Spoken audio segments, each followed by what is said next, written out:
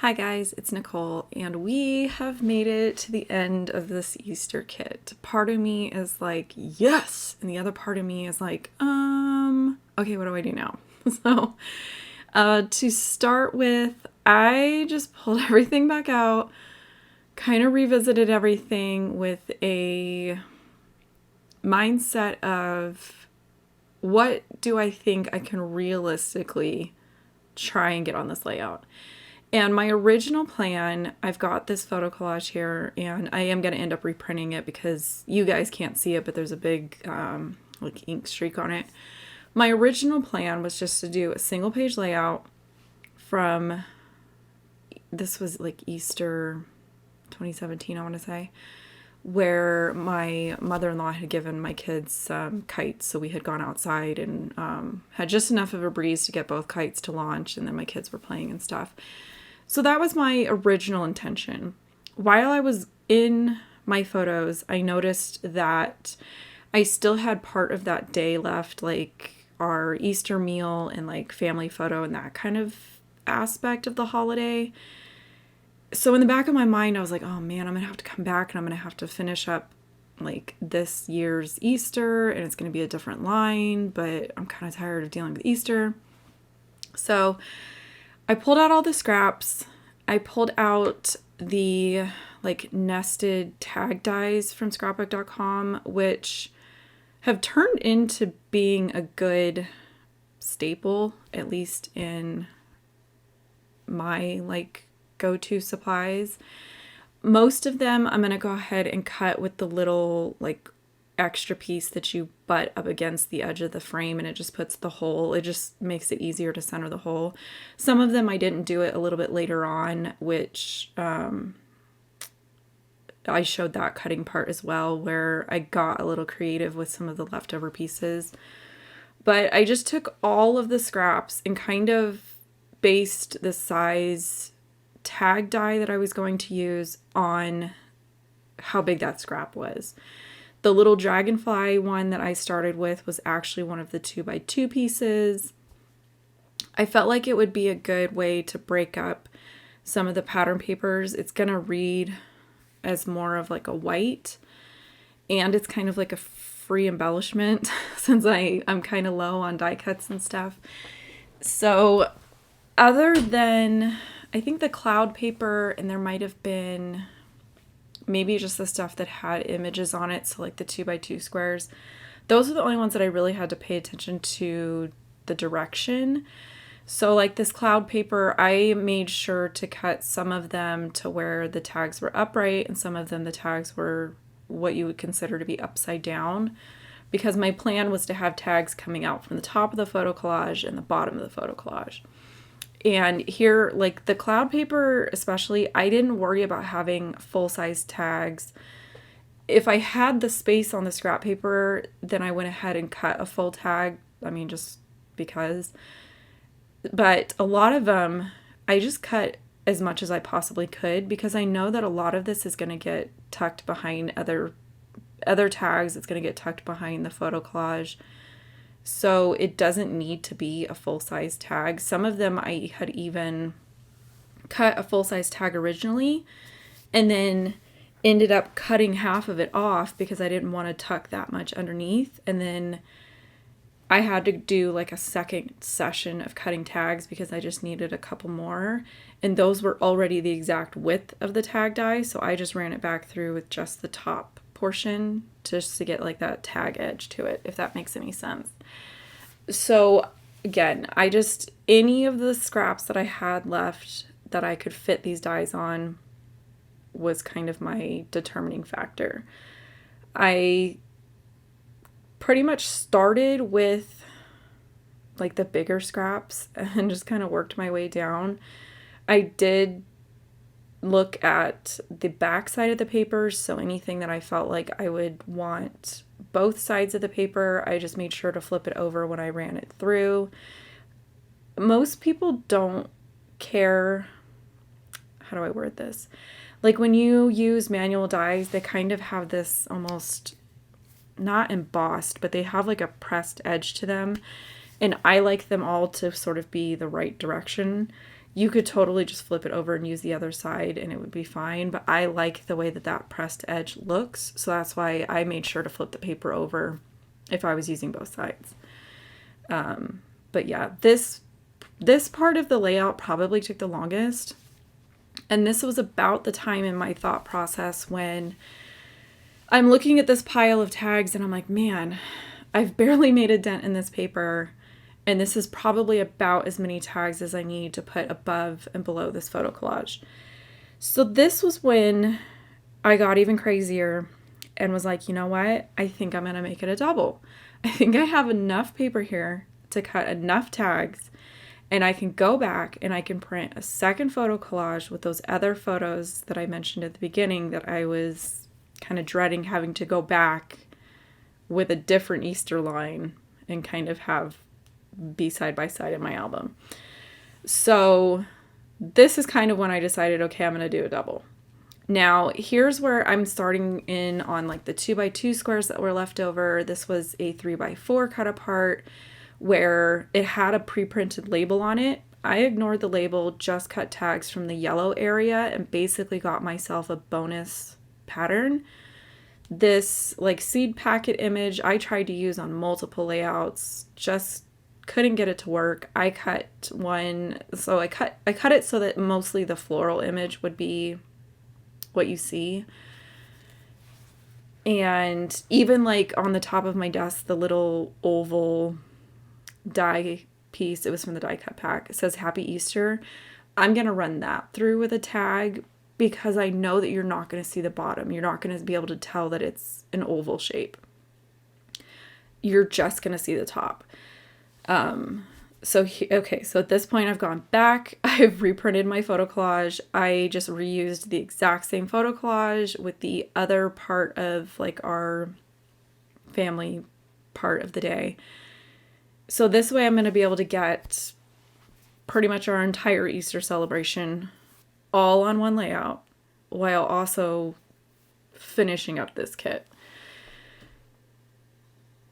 So at this point here, I'm just kind of showing you guys, I just put everything on a like chipboard backer piece that comes when you buy like packs of paper from like Tuesday Morning. Some of them will have this like chipboard backer.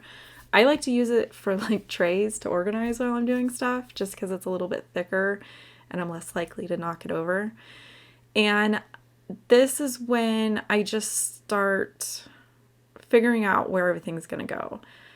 I like to do a dry run like this, mostly to figure out, do I need to cut more? Do I have enough of like different colors to where I'm not going to run into an issue where it's like a bunch of pink tags together, a bunch of yellow tags together. I really wanted it to just kind of have this random yet purposely spaced out vibe to it, I guess. And even up until this point, I have no idea where I'm going to put the title. I kind of didn't think about that in my planning phase.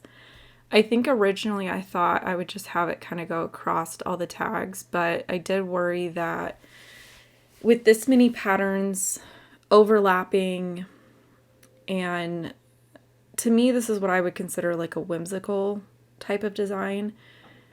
I think even with like a bold black alphabet that it would be, I don't want to say it would get lost. I think it would just be hard to read. So I also have that kind of going on in the back of my mind while I am playing around and trying to figure out what, where everything's going to go.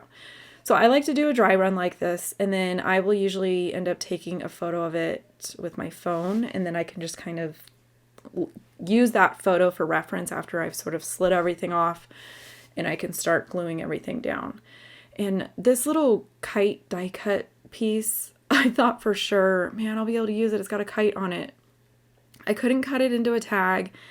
It just wasn't working. And while I like a lot of text and phrases and stuff, I don't like it to be where almost every single tag or every single embellishment has a phrase on it. So I was kind of running into that issue with it.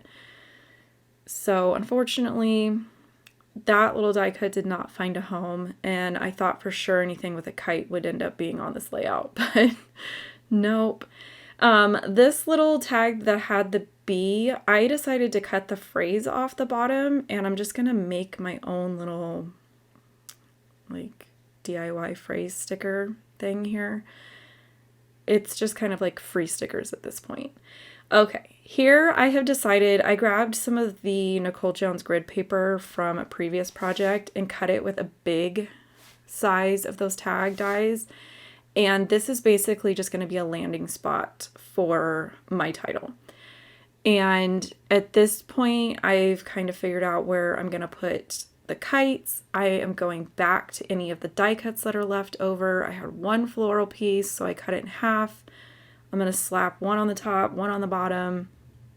I had a couple of these 1/4 inch strips from the striped paper that I had cut very early on in the kit. I was smart enough to do that. I made sure before I cut that striped paper the other direction for anything else that I went through and cut like 8 or 10 of those strips, because I didn't want to get to the end of the kit, want a 12-inch piece and not have anything left. So I was definitely glad that I kind of pre-planned that. I was able to get the chipboard kite and the die cut kite on here. I don't think there was a kite on the sticker sheet. I might be wrong. Oh, I'm hoping I'm not wrong. If there's a kite on that sticker sheet, it might end up getting just slipped on here after the fact. But again, I'm going back to those die cuts and I'm just like, is there anything else that I can kind of nestle in with all these tags and not have it look too chaotic, but also get it used? So some of those little label pieces I used up. There was a couple of these little like circle things that I was like, yeah, I don't have any circles going on here, but you know what? I'm going to tuck you in here. You don't make a whole lot of sense, but I got it used up and it felt good. So not every single thing up there, I guess, is a tag. And no, I don't see a kite on that sticker sheet. So thankfully, I think all the kites, other than that little like phrase die cut, I got used up. I feel like the bikes and the kites in this line was the chairs and the lamps from the family line. One day I feel like I need to get in with like somebody that is friends with like the design aspect of manufacturers, just so I can be like, can we have a talk? Like, let's chat. Let me tell you some things that drive me nuts with these collections. So the sticker sheet, I did the exact same thing. I just went and looked through it, and anything that I felt like wouldn't not go with the layout, I went ahead and used. So I grabbed the sunshine and blue skies phrase, the little sun and cloud sticker made it on there, and then I just backed it with foam adhesive to kind of help it not get lost with everything else. And then my journaling, I printed in like landscape format because I just wanted it to be like long strips. To me, a long strip is going to stand out against all these tags than short strips that would be almost the same width as those tags. So I kept it to 2 strips wide, added some foam strips to that, and then I went ahead and decided to work on my title, which normally my title would have been on here probably before I started embellishing, but that was just kind of the way that this layout came together. Was most of my intent with the layout was to get embellishments used up. So they were kind of towards the beginning of my process. Again, I am kind of out of cute titles, so I am just going to go with making Easter memories. And the letters for the word memories are actually from, I don't even know how long ago I made these, but these are a stamp and die combo that you can get from, I think it's the Stamp Market. And I made these, it was the hockey layout, which was sketch number 3 in the 6x6 series. So I don't know, probably 6 months ago at least. when I made them the first time, I kept all the letters and just put them in a baggie because I think I used like 15 letters, and to go through the process of making them, I was like, I'm not throwing these away. And I had just enough letters to spell out the word memories without having to stamp and heat emboss another set of them. So I was very thankful. I definitely could have just gone through my stash and found any kind of like small letter tiles, or even like the Nicole Jones ones that you can cut yourself. This was already in the tray with my Easter kit. So to me, it was just like, oh, I must have put it in here for a reason. Let's just go ahead and use it. And when I made the letters the first time, I cut a blank set, like the die cuts all the letters, like it's one square die. I'll post a link below so you guys can see the picture of it. But I ran it through with just some black cardstock so that I could stack behind the letters and not have to use foam adhesive. I kind of feel like these hold up better in my album if they're kind of a more flat method of being popped up, I guess. I don't know what I'm trying to say. It's late. It's been a long day. This is my second or third video of the day. So kind of a mess. That's not unusual for me though. So I think I ended up doing like 4 total letters. So it was 3 blanks and then the one with the embossed letter on top. And then I think tomorrow I'm going to go ahead and film like the wrap-up video and show you guys what's left of the kit and kind of talk about my process, or like where I'm at with the whole thing. I'm definitely surprised that not only did I get to 17 layouts, but that the 17th layout ended up being a double page layout, and it ended up being one that I really liked. Sometimes the ones towards the end, they start to feel a little like not fun. I don't know what word I'm trying to think. They feel pushed almost. But this one was just kind of, I was really excited to get it started. I was really excited to just do it, and I'm super excited to be done. Of course, now I don't have like a big project to work through. So there's that, but I hope you guys enjoyed the series. I hope that this kind of makes you take a second look at your collection kits and like really look at what you love about them, what you don't like about them, and kind of how you can try to use them up. And with that, I'm going to say goodbye to you guys, and I will catch you in the wrap-up video.